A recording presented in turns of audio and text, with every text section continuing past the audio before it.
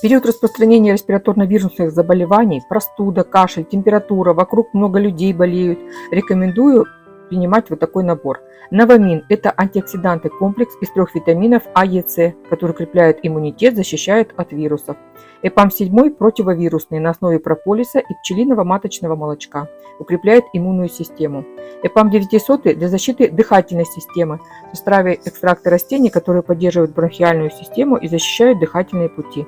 Мать и мачеха оказывает отхаркивающее и смягчающее действие. Ее традиционно применяют при бронхитах, ларингитах, пневмонии.